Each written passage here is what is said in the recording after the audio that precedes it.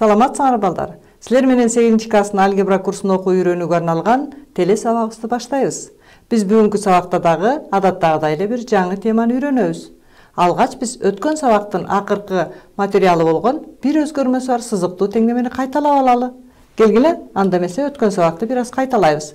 Мынакей силер экранда көрүп турган AX барабар V түрүндө берилген теңдеме бир өзгөрмөсү бар сызыктуу теңдеме деп аталаарын билесиңер.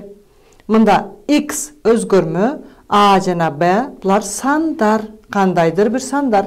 Эми ушул теңдемени чыгарууда 4 учур бар экендигин өткөн сабакта мен силерге үйрөткөн болчумун. A менен B экөө тең нөлдөн айырмалуу сандар болушу мүмкүн. Же нөлгө барабар эмес. Же A нөлгө барабар, V нөлгө барабар эмес учур болушу мүмкүн. Же үчүнчү учурда A нөлгө барабар эмес, B нөл болгон учур кездешиши мүмкүн. Же экөө тең нөлгө барабар болгон учур кездешерин айткан болчубуз. Эми ушул 4 учурду жакшылап көңүл буруп карагылачы балдар. Ушул AX барабар V түрүндөгү теңдемеде, эгерде A дагы V дагы нөлгө барабар эмес сандар болсо, анда бул теңдеме бир тамырга ээ болот. Башкача айтканда X барабар V бөлүнгөн A түрүндөгү тамырга ээ болорун билесиңер.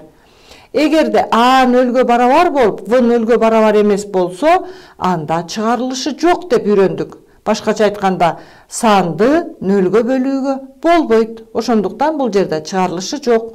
Эми үчүнчү учурду карайлычы. A нөлгө барабар эмес, B нөлгө барабар болгон учур болсо, нөлдү санга бөлсөк, нөл чыгат. Башкача айтканда, теңдеменин нөлгө барабар болгон бир тамыры бар экендигин билесиңер. Төртүнчү учурда экөө тең нөл болуп калган учур кездешсе, анда бул теңдеменин чексиз көп чыгарылышка ээ болорун билесиңер.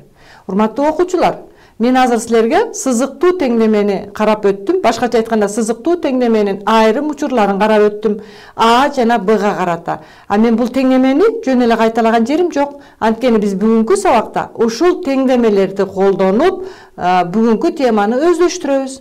Анда эмесе келгиле, биздин ушул теңдемеге ылайыктуу бир теңдеменин чыгарылышын көрсөтөйүн.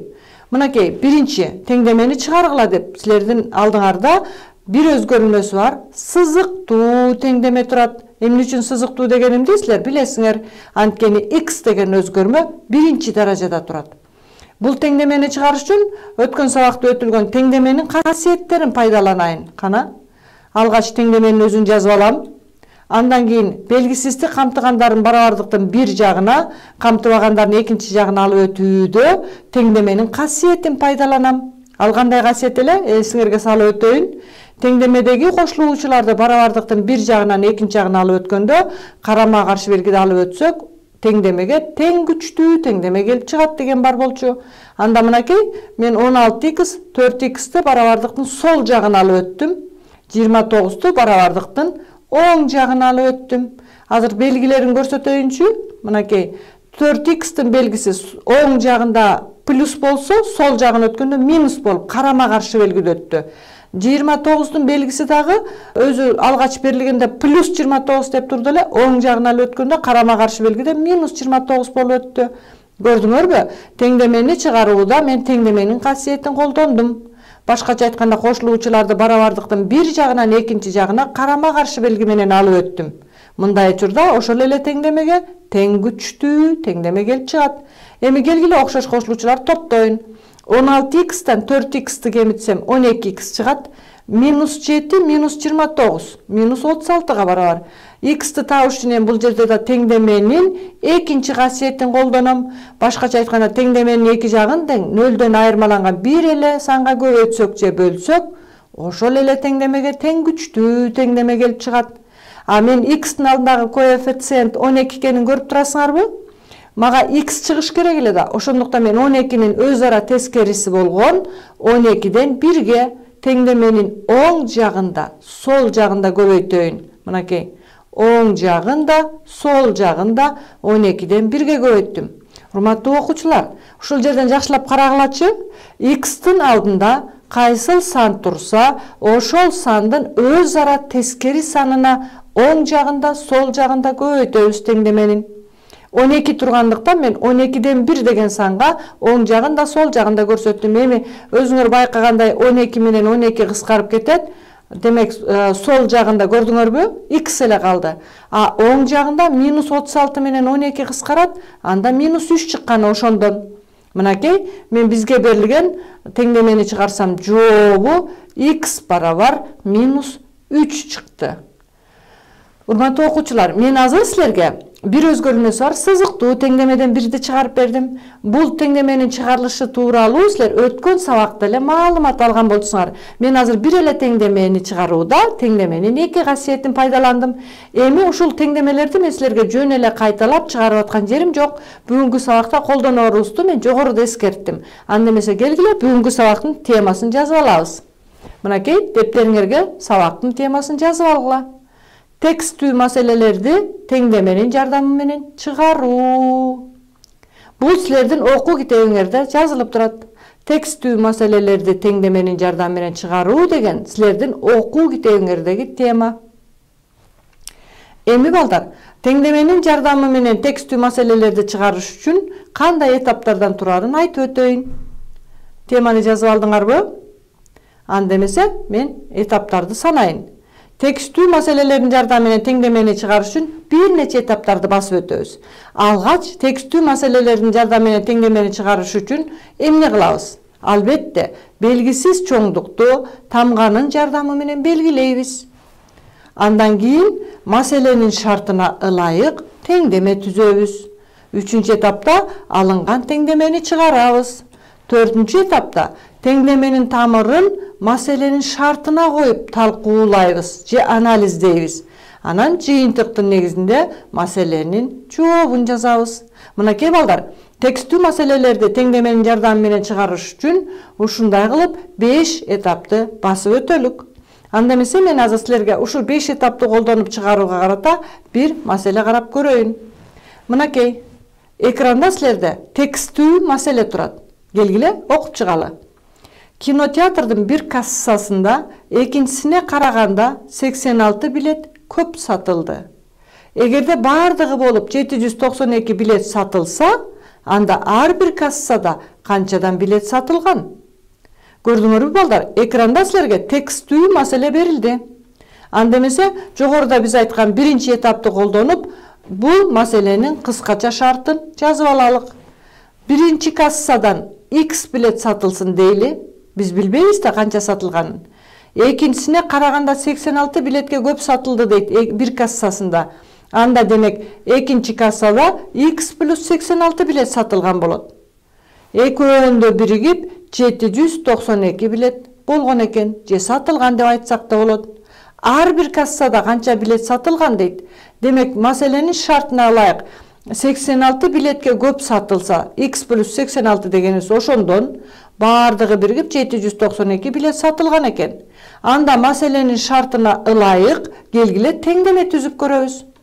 Теңдемени түзсөк, биринчи кассада X билет сатылган, экинчиде X плюс 86 билет сатылган, экөөнү кошсок 792 билет сатылган. Көрдүңөрбү балдар? Мен силерге маселенин шартын колдонуп теңдеме түзгөндү көрсөтүп жатам. Эми келгиле, бул силер өткөн сабакта үйрөнгөн бир өзгөрмөлүү сызыктуу теңдеме болуп калды. Муну андан ары чыгаралык. X менен X окшош кошулуучу болгондуктан 2x барабар 792 минус 86 деп жазып алдым. Байкадыңарбы? 86-ны барабардыктын сол жагынан оң жагына алып өттүм. Эми 2x-тен таба турган болсоңор, 2x барабар 706-га барабар болот. X-ти табыш үчүн теңдеменин эки жагын тең 2-ге бөлүп ийем. 2-ге бөлүп ийсем, 706-ны 2-ге бөлсөм 353 чыкты. 2-ни 2-ге бөлсөм 2 чыкты. Көрдүкпү? Эми анализдеп көрөлү. Биринчи кассадан 353 билет сатылыптыр. Биз биринчи кассаны X билет сатылсын деп белгилебедик беле? Мынакей биз X'ти тапсак 353 билет сатылыптыр. Анда экинчи кассада 439 билет сатылган болот. Анткени 353кө 86-ны кошобуз. Келгиле текшерип көрөлүчү. 439га 353-тү кошсок, бардыгы биригип 792 билет сатылгандыгы келип чыкты. Көрдүңөрбү балдар? Анда бул тапшырманын же маселенин жообун жасайын. Жообу кассалардан 353 жана 439 билет сатылган. Урматтуу окуучулар, азыр бизге берилген текстүү маселени чыгарууда мен теңдеменин жардамы менен чыгардым. Теңдеменин жардамы менен чыгарыш үчүн мен бир нече этаптарды басып өттүм. Алгач белгилөө киргиздим. Андан кийин ал шартына ылайык теңдеме түздүм. Андан кийин теңдемени чыгардым. Андан кийин теңдеменин тамырын маселенин шартына коюп, анализдеп көрдүм же талдап көрдүм. Анан теңдеменин канааттандырган жообун алып, маселенин жообун жаздым. Көрдүңөрбү? Эми келгиле дагы бир учурду карап көрөлүк. Мынакей ушул жерде теңдеменин жардамы менен маселе чыгаруу болгондуктан мен тигинекей силерге көрсөтүп жаткан бул теңдеме берилген маселенин шартын канааттандыруучу теңдеме болуп эсептелди.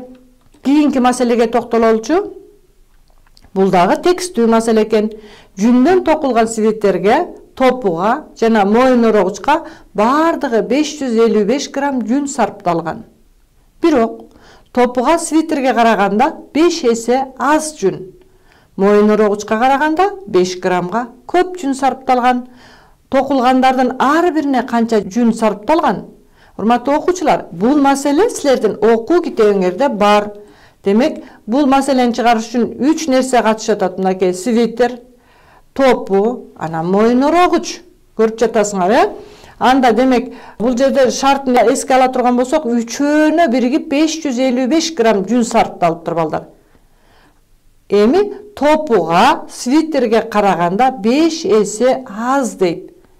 Анда демек свитерге канча кеткенин, топуга канча кеткенин белгисиздин жардамы менен белгилесек, топуга x грамм жүн десек, анда свитерге 5x грамм жүн кетет. Топуга 5 эсе аз деп атпайбы? Же болбосо балдар, ушул жерден башкача да түссө болот. Мисалы үчүн силерде көрүнүп аткан свитердикин x грамм жүн десеңер, анда топунукун x бөлү 5 десеңер да болмок. Бирок чыгарууга ыңгайлуу болуш үчүн байкагылачы. Мына свитерге 5x грамм жүн кетсе, топуга x грамм жүн кетти. Башкача айтканда 5 эсе аз жүн кеткенин белгиледим. Андан кийин моюн орогучка караганда 5 граммга көп жүн. Моюн орогучка караганда, демек кайсыга 5 граммга көп жүн сарпталган деп атат. Мынакей x-5 деп атабыз. Демек топуга карагылачы. Топуга моюн орогучка караганда 5 граммга көп жүн кетиптир. Топуга моюн орогучка караганда 5 граммга көп жүн кетиптир. Ошондуктан моюн орогучтан 5ти кемитип койгонум ошондон.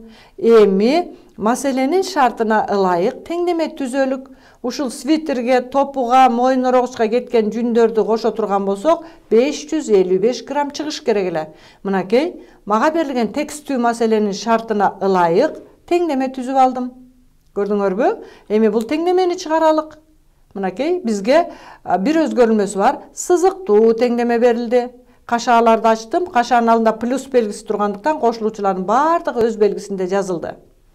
Окшош кошулуучуларды топтойлу. 5x плюс x'ти мен 7x деп жазып алайын. Минус 5'ти барабардыктын оң жагына карама каршы белги менен алып өттүм. Плюс 5 болуп өттү. Анда 7x барабар 560 болуп калды. X'ти табыш үчүн жогорудагы мен айткан теңдеменин касиетин пайдаланып 7ден 1 деген санга теңдеменин оң жагында, сол жагында көбөйтүп коеюн. Анда x барабар 80 чыгат. Анткени 7 менен 7 кыскарып сол жагында x чыгат, а 560 менен 7 кыскарып оң жагында 80 чыкты. Эми келгиле анализдеп көрөлүк. Мынакей, свитерге 5x грамм жүн кетет деп берилген шартында биз түзгөн учурда анда x'тин ордуна 80'ди коелучу. Койсок свитерге канча грамм жүн кетиптир балдар? Силер көрүп тургандай 400 грамм жүн кетиптир. Эми топунукун табалык. Топуга x грамм, а бизде x деген 80ге барабар. Демек топуга 80 грамм жүн кетиптир. Моюн орогучтукун карап көрөлчү.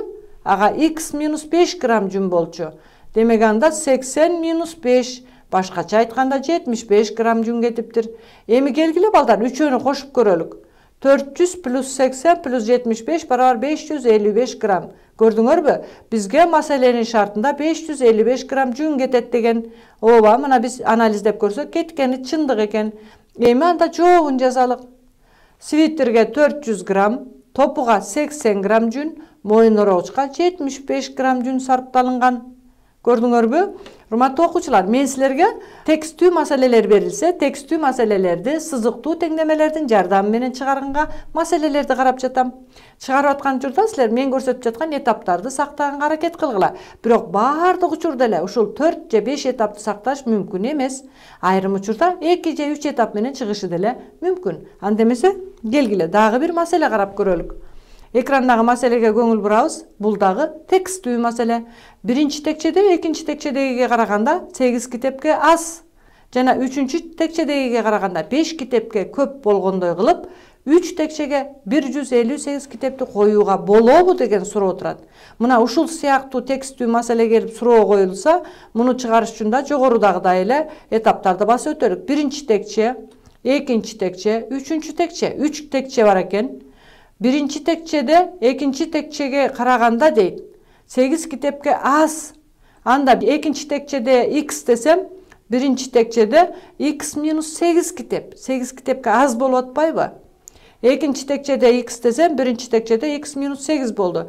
Эми үчүнчү текчедегиге караганда 5 китепке көп болгондой. Демек, биринчи текчедегиге караганда 5 китепке көп десе, биринчи текчеде x минус 8 китеп эмес беле балдар? 5 китепке көп десе, анда плюс 5 деп жазып алабыз бу жерге. Көрдүңөр, минус 5 болгондо ошондо 5 китепке көп болуп атат биринчи текчеде. Кайталайм, биринчи текчеде үчүнчү текчеге караганда 5 китепке көп экен. Ошондуктан мен үчүнчү текчеден 5ти кемитип койгонум ошондон. Эми үчөө биригип 158 китеп болушу мүмкүнбү деген суроо туулуп атат. Анда бул тапшырманы аткарыш үчүн, маселени чыгарыш үчүн келгиле мен маселенин шартына ылайык бул жерден теңдеме түзүп көрөйүн. Алгач биринчи текчеде x минус 8 китеп болсо, экинчиде x китеп болсо, үчүнчүдө x минус 8 минус 5 болуп атса, үчөөнүн суммасы биригип 158 чыгыш керек эле. Анда бул маселенин шартына ылайык түзүлгөн теңдемени чыгарып көрөлүк балдар. Мынакей, келгиле чыгарып көрөбүз. Бул дагы бир өзгөрүлмөлүү сызыктуу теңдеме болду. Кашааларды ачып жазып, окшош кошулуучуларды топтойлук. Силер көрүп тургандай x-тан 3 турат.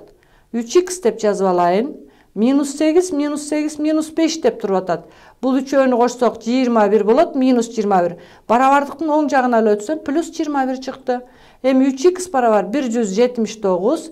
Теңдеменин касиетин пайдаланып, эки жагын тең 3-төн 1 деген санга көбөйтүп ийсем, же 3кө бөлүп ийсек болот. Билесиңерби? Көбөйтүүчү, көбөйтүүчү, көбөйтүндү деп та силер билесиңер компоненти боюнча. Анда 179 3кө бөлүп чыгарсак да болот. Мына мен экинчи учурду көрсөтүп атам. Анда x барабар 59,3-төн 2 чыкты. Эми урматтуу окуучулар, ушул жерде силер көрүп тургандай, x барабар 59,3-төн 2 деген теңдеменин тамырын маселенин шартына коюп элестеткилечи, силерге текчедеги китептердин саны берилген. А текчедеги китептердин санын экинчи текчеде x деп белгилебедик беле? X 59,3-төн 2 болушу мүмкүнбү? Албетте мүмкүн эмес балдар. 59,3-төн 2 деген маселенин шартына коюп көрсөк, текчедеги китептин саны 59,3-төн 2 деген бөлчөк чыгышы мүмкүн эмес. Китептин саны натуралдык сан болот. Ошондуктан жообу 3 текчеге жогорудагыдай кылып 158 китепти коюуга болбойт деп бересиңер. Көрдүңөрбү? Урматтуу окуучулар, ушул жерден маселенин жообун жазганды карап көргүлө. 3 текчеге жогорудагыдай кылып 158 китепти коюуга болбойт. Балдар, ушул жерде мен эскертерим. Азыр биздин тапшырманын же маселенин шартында айтылгандай, китептер жөнүндө сөз болгон. А китептин саны бөлчөк сан чыгышы мүмкүн эмес. Китептин саны натуралдык сан чыкмак. Ошондуктан китептерди мындай кылып жайгаштырууга болбойт деген жоопту жазууга туура келди.